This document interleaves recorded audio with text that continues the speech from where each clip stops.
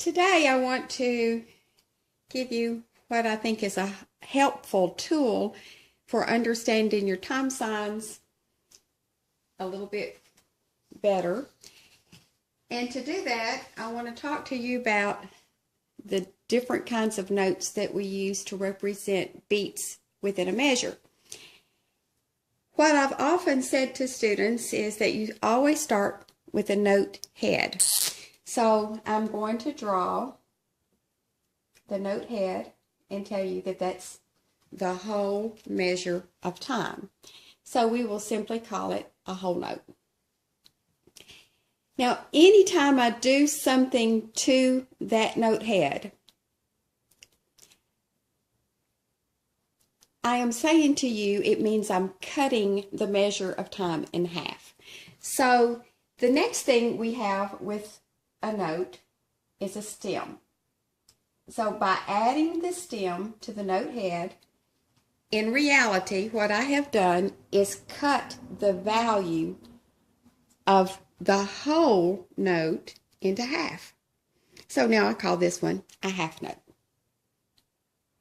Now I'll start with the half note and I can do one more thing. And when I do the one more thing, it means I am cutting the half note in half.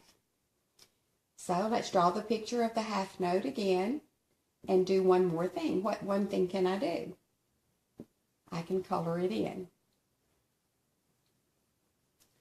In so doing, I now have a quarter note.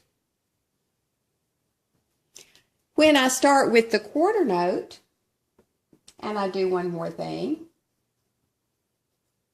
I'll be cutting the quarter note into half. And it will be an eighth note. And the one more thing I can do is put a flag.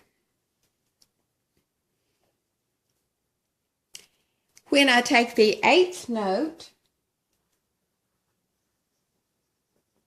and I cut it in half, it will be a 16th note, and I add another flag.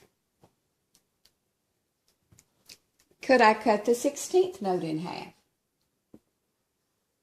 Yes. And what would it be called? A 32nd note. If I were to cut it in half, what would I call it?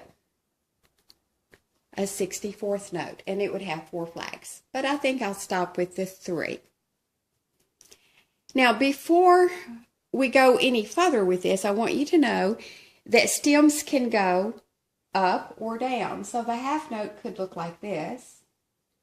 The quarter note, the stem could go down and it will go down on the left.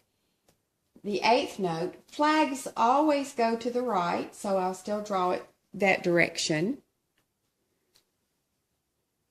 The 16th note to the right with 2 flags, and the 32nd note to the right with 3 flags, and so on.